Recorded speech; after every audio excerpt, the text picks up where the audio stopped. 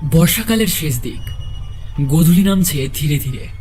পশ্চিম আকাশে গোল থালার মতো চাঁদ উঠেছে। সেই আকাশের নিচে এক বিরাট নদী। নদীটার নাম কৃষ্ণকুলা। গ্রাম্য কাহিনী আছে, এই নদীর বুকেই নাকি 100 বছর আগে ডুবে গিয়েছিল এক পুরনো নৌবহ। তারপর থেকে নদীর বুক অশান্ত। রাতের বেলা নদীতে একা কেউ নামলে আর ফিরে আসে না। তবুও মানুষ তো মানুষ, রাত হোক বা ঝড়, পেট চালানোর জন্য মাঝিদের নৌকা বাওয়াতেই হবে।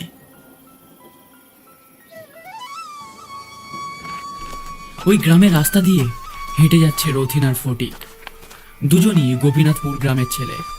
শহরে কাজ সেরে ফিরছে আজ, কিন্তু শেষ লঞ্চ চলে গেছে। গ্রামের পথ একটাই, ওই কৃষ্ণকুলা নদী পেরোতে হবে। নদীতে একটা মাঝি তার ডিঙি নৌকার উপর বসে পান খাচ্ছিল। কাঁধে গামছা, মুখে ক্লান্তির ছাপ, তার চোখে যেন আজও এক শূন্যতা। রথিন এগিয়ে গিয়ে বলল, কাকা, এই গোপীনাথপুরের ঘাটের দিকে যাবে? আমাদের একটু তাড়া আছে। যাবে তো বাজা, তবে রাত নামছে, আর আজ যে নদী মোটেও শান্ত নেই। এই সময় নদী পার হয়ে গোপীনাথপুর যেতে গেলে একটা বিপদ হতে পারে। ওসব ভয় দেখাবেন না কাকা, টাকা বেশি দেব, শুধু ওই তাড়াতাড়ি পার করিয়ে দিন দয়া করে। দেখো বাছা, আমি রোজই রাতের বেলা নদী পারাপার করি, তাই বলছি অত দূরের পথ নদী পথে এই ছোট ডিঙি নৌকায় নিয়ে যাওয়া বিপজ্জনক হতে পারে।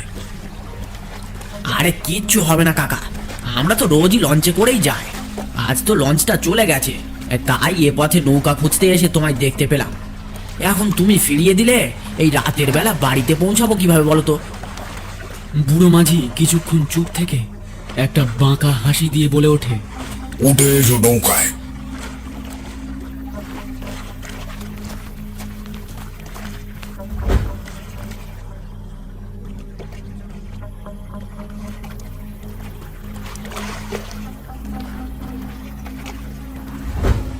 নদীর স্রোত নৌকাটাকে গন্তব্যের দিকে টেনে নিয়ে চলেছে।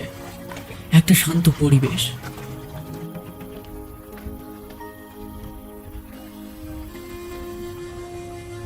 কি সুন্দর শান্ত আর মনোরম পরিবেশ, আর তুমি বলছিলে বিপজ্জনক হবে নদীপথ।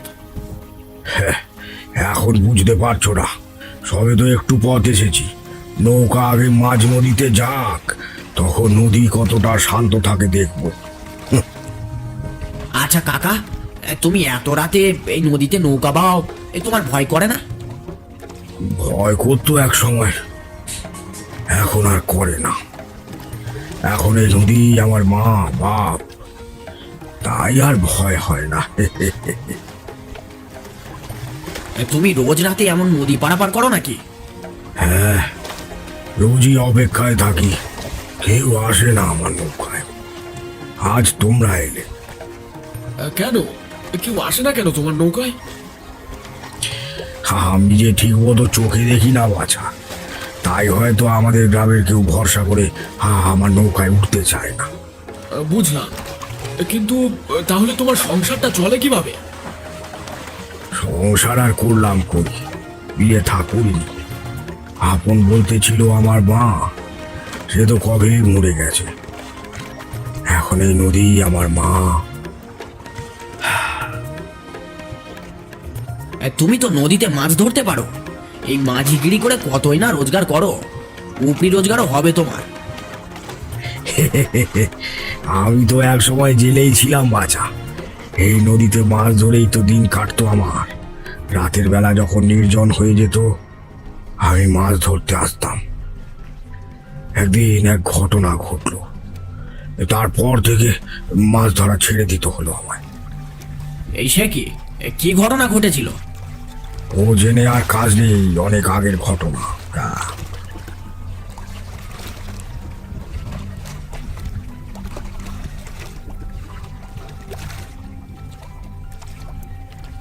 নৌকা যখন মাঝ নদীতে পৌঁছলো, তখন চারপাশে শুধু অন্ধকার, কোনো আলো নেই। দূরে শুধু ব্যাঙের ডাক, আর মাঝে মাঝে অজানা হাহাকার ভেসে আসছে বাতাসে। কেমন সব আওয়াজ ভেসে আসছে চারিদিক দিয়ে। কিসের আওয়াজ ও? হ্যাঁ, আমিও তাই শুনছি।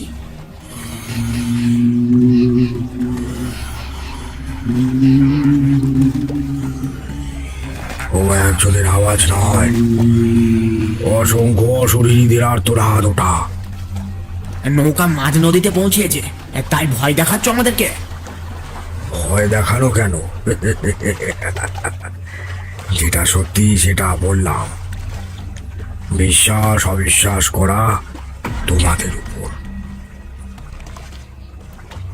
আমার যা মনে হচ্ছে ওই ডাকগুলো হয়তো কোনো জলজীবের হবে। রথিন হঠাৎ খেয়াল করলো জলের নিচে স্যাঁত করে এক এক করে কালো ছায়া দ্রুত ভেসে যাচ্ছে। রথিন চমকে ওঠে, তারপর বুড়ো মাঝিকে জিজ্ঞেস করে, কাকা, জলেতে ওই কালো ছায়ার মতো কি চলে যাচ্ছে ওগুলো? তাকিও না ওদিকে, ওদের দিকে তাকালে ওরা আরো তীব্রভাবে আকর্ষিত হবে।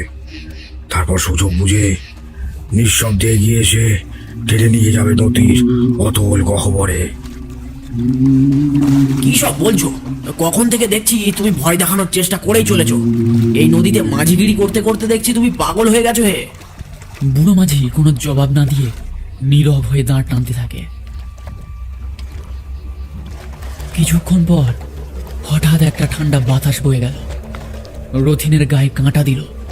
সে দেখল দূরে নদীর উপর ভেসে উঠেছে একটা আলো। আলোটা যেন কোনো প্রদীপের মতো মাঝ নদীর বুকেই ভাসছে, কিন্তু নদীর মাঝে তো কেউ থাকে না। ফটিক, এই দেখছিস ওটা কি?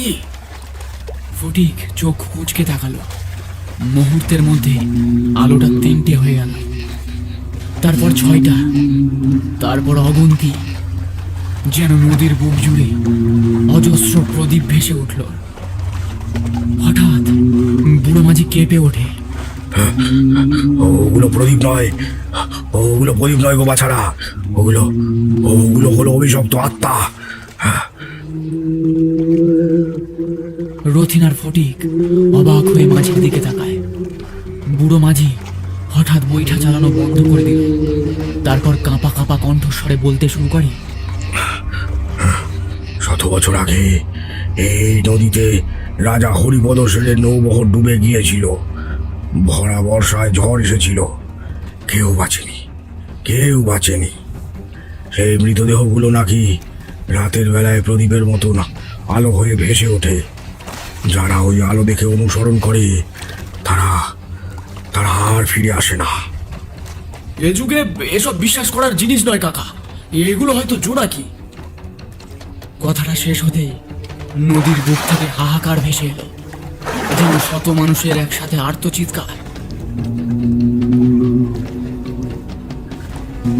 রথিন চিৎকার করে উঠল, কাকা, ওরা কারা? কি ভয়ঙ্কর! কিছু করুন, ওরা তো এগিয়ে আসছে আমাদের দিকে। বুড়ো মাঝি চোখ বন্ধ করে জপতে লাগলো কোনো মন্ত্র।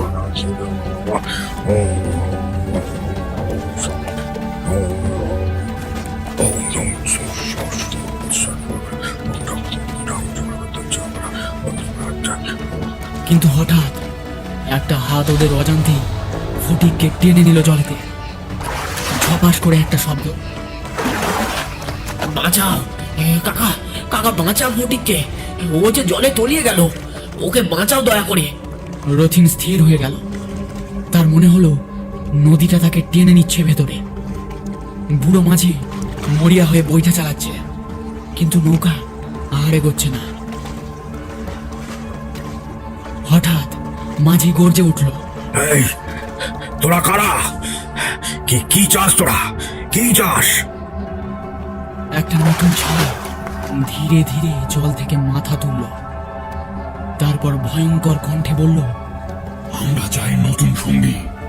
অনেক বছর হয়ে গেল এই নদীর বুকে মরে পড়ে আছি আমরা, কেউ এই পথ দিয়ে যায় না। আজই তো সময় নতুন সঙ্গী করার। সে তো আমিও চাই। তাই তো দুজনকে আজ শিকার বানিয়ে আনলাম এখানে। রথিন ভয়ে কাঁপতে কাঁপতে মাঝির দিকে তাকালো। বুড়ো মাঝি হঠাৎ বইটা ছেড়ে দাঁড়িয়ে গেল। মাঝিটা ধীরে ধীরে একটা আস্ত প্রেত মূর্তি হয়ে উঠল। তার চোখ লাল হয়ে উঠেছে। রথিন আঁতকে উঠল। কাকা, আপনি? আমি আমি এই নদীর সন্তান রে বাছা। এই নদীতেই মাছ ধরতে এসে আমি মরেছি।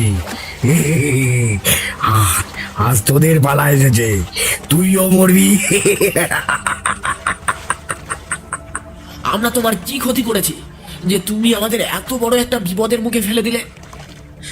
আমি আমি আগেই বারণ করেছিলুম, ভুলে গেলি? এই নদীতে রাতের বেলা তাণ্ডব চলে। আজ তোরা সেই তাণ্ডবের শিকার। বাঁচাও! কে আছো? কে আছো? বাঁচাও আমাকে, বাঁচাও! কেউ বাঁচাতে আসবে না, কেউ না। রাতের বেলা এই পথে যেতে সবাই ডরে যে। তোদের তো অনেক সাহস। তোরা এই পথে এসেছিস যখন, এইটুকু তো সহ্য করতেই হবে বাছা। আমি তো তোমাদের কোনো ক্ষতি করিনি, তাহলে তোমরা কেন চাইছো আমাকে মারতে? এই বেটা দেখি এক কথায় খালি বকে চলেছে। তুই কে রে? কোন সমুদ্রের পো যে তোর ক্ষতি করার অপেক্ষায় থাকবো আমরা? অত কথা কিসের? দাও না ওর গলার উপর পা তুলে। বড্ড বকেই চলেছে। আমরা কি চাইছি জানতে চাস, তাই না? তোর জানার এতই আগ্রহ? কে? ওকে দেখিয়ে দাও আমরা কি চাই।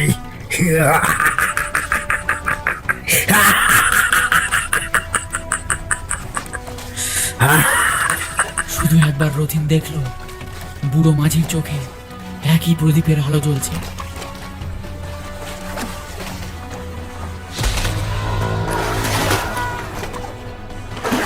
তারপর সব অন্ধকার।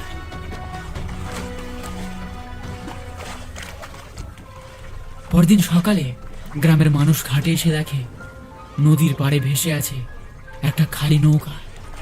ভেতরে শুধু একটা পুরনো বইটা পড়ে আছে। কোনো মাঝি নেই, কোনো যাত্রী নেই। লোকজন ফিস ফিস করতে লাগলো। আবার কি কৃষ্ণকুলা তার নতুন শিকার পেল?